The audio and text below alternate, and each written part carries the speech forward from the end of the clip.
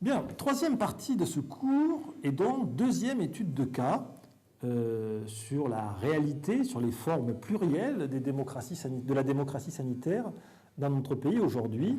J'aimerais discuter avec vous du rôle et de la nature des interventions des associations de lutte contre le cancer dans justement la cancérologie.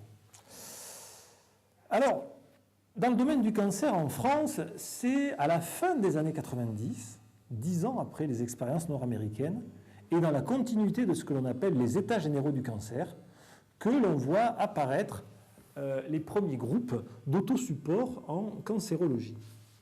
Évidemment, il y avait des associations bien avant ces groupes-là, sauf que quelles étaient-elles et quelle était leur nature? La grande ancêtre, la Ligue contre le cancer, créée en 1918, est en fait, un peu moins aujourd'hui, mais jusqu'à très tardivement, essentiellement une association médicale. C'est une association dirigée par des médecins pour financer la recherche médicale. Évidemment, il y a à l'intérieur des bénévoles, ce que l'on appelait pudiquement, pour reprendre l'expression de Patrice Pinel dans l'ouvrage « Naissance d'un fléau », les dames de la Ligue, c'est-à-dire une bourgeoisie de dames patronesses, laïcardes, puisqu'ils naissent sous la Troisième République, en opposition peut-être à une vision plus religieuse dans d'autres époques et sur d'autres pathologies. Mais c'est la même chose. C'est Madame Choudron de Corcelles qui, dans les années 20, organise un bal en faveur de l'achat de radium pour l'Institut Curie, où toute la bonne société de l'Ouest parisien est invitée. Petit à petit, on voit quand même se développer les comités départementaux de la Ligue et donc attirer des bénévoles d'une sociologie un peu plus diverse. Mais l'étude que j'ai menée sur les associations de lutte contre le cancer, là aussi au tournant des années 2010, montre bien que l'on a principalement, comme d'ailleurs dans les autres associations de santé, des femmes, d'âge, disons, compris entre 40 et 70 ans, et issus de milieux plutôt aisés. Il faut donc bien comprendre que, alors que la pathologie cancer est relativement universelle dans sa distribution en population, tout le monde est frappé, même si vous êtes pauvre, fumeur et alcoolique, vous avez plus de chances évidemment de récupérer un cancer ORL, mais tout le monde est frappé. Mais les associations qui viennent à l'aide de ces patients, eux, ont une sociologie un peu particulière. Lorsqu'il s'agit d'intervenir sur des questions d'aide au financement, récupérer de l'argent pour le donner à des institutions de recherche hospitalière, tout va bien. Lorsqu'il s'agit d'intervenir en soutien aux malades, alors ça devient un peu compliqué parce que la question du bénévole PAIR, PAIR, devient importante. En gros, ce qu'on s'aperçoit, c'est que l'essentiel des gens qui militent, qui participent aux actions des associations de lutte contre le cancer, sont des gens qui ont déjà été touchés par la maladie, soit ont survécu à un cancer, soit ont eu un de leurs proches qui en ont eu un, qu'il ait survécu ou pas. Et ont cette sociologie très particulière que je vous ai décrite. Un élément très significatif, c'est que tous les comités départementaux de la Ligue contre le cancer, par exemple, sont installés dans le chef-lieu du département. À une exception près, la Seine-Saint-Denis, département numéro 93, où la Ligue est installée dans cette ville particulièrement typique, je suis ironique, de la Seine-Saint-Denis, qui s'appelle Le Bourget. Pourquoi? Parce que c'est là où on trouve la sociologie classique de la Ligue, ces femmes d'un âge certain et issues plutôt des classes moyennes, aisées. Et donc, c'est là qu'on les trouve et pas forcément à la ville de Saint-Denis elle-même ou même à Montreuil. Et donc, on a une difficulté d'avoir ici une sociologie en adéquation avec la sociologie des malades. Si on regarde ces associations, on voit en effet que, même si elles sont souvent drivées par des médecins ou des experts, les bénévoles, les bénévoles sont plutôt des bénévoles dits pairs, c'est-à-dire qui ont eu un rapport intime, particulier, personnel à la maladie. Il n'y a pas que ça, cependant, on obtient ce que j'appelle des pré-professionnels, c'est-à-dire des gens qui commencent leur engagement dans le monde associatif du cancer pour en devenir, ils l'espèrent, des professionnels et en vivre. On trouve aussi des post-professionnels. Ce sont des médecins ou des chercheurs essentiellement qui, arrivant à l'âge de la retraite, ne peuvent pas se détacher de leur identité professionnelle et qui pour certains est leur identité tout court. Et donc, puisqu'ils sont poussés à la porte de leur métier par l'âge, eh bien, ils continuent à faire leur métier dans le monde associatif.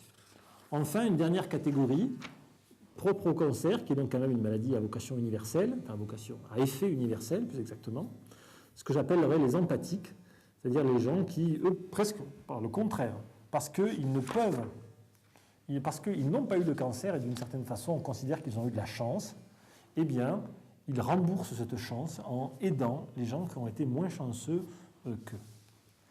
Quel type d'action ont ces associations? L'aide aux malades, évidemment, visant à améliorer les conditions de la vie des malades et de leurs proches.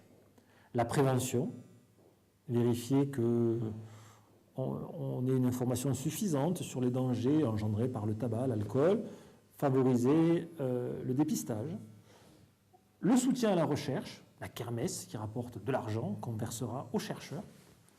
Et ce qui nous intéresse le plus, le plaidoyer, qui est la caractéristique de la démocratie sanitaire.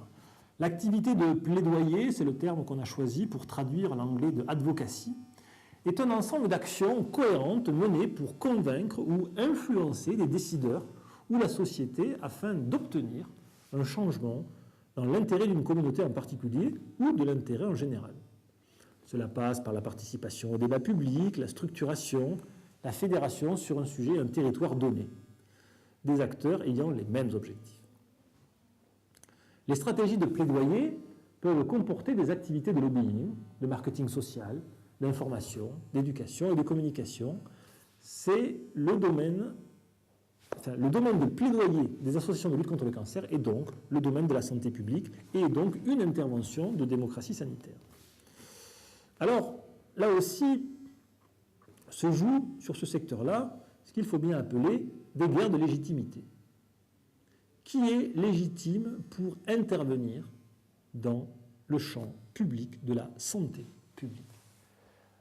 Les associations jouent sur justement le fait qu'elles sont des associations d'anciens malades. Je sais ce que c'est, moi, monsieur, j'ai vécu, j'ai été victime, j'ai subi. Telle est ma légitimité. Certaines associations, comme la Ligue contre le cancer, dont j'ai dit qu'elle est à la fois une association de militants et de bénévoles pères malades ou anciens malades ou proches de malades, mais quand même dirigée essentiellement par le pouvoir médical, essaie de jouer sur les deux tableaux. La carte de l'expertise, parce que tous les membres du CA ou presque sont des médecins ou des chercheurs, et la carte de la légitimité du je sais ce que c'est, je l'ai vécu, en s'appuyant sur le fait qu'il y a beaucoup d'anciens malades dans leur rang. Alors, là aussi, se posent des questions de représentation. Déjà parce que le cancer, c'est en 2010 autour de 350 000 nouveaux cas par an, 150 000 morts, et donc 2 à 3 millions de survivants du cancer. Et en même temps, les études montrent que seuls 8% des patients passent par les associations. Donc les associations sont là dans la démocratie sanitaire pour montrer la voix du patient, la voix de l'usager, mais en fait ces associations représentent souvent surtout elles-mêmes et elles peuvent servir d'excuses ou d'arguments de légitimation ici artificiels aux stratégies de politique publique, aux établissements de santé qui disent « vous voyez, je fais mon travail de démocratie sanitaire parce que j'ai des associations ». Mais associations qui sont parfois assez maigrenettes en termes de membres, et parfois même autour d'une seule personne. Au lieu de dire moi, monsieur Dupont, je fais ceci ou je fais cela, je dis moi, présidente de l'association Dupont, mais en fait, elle ne représente qu'elle-même.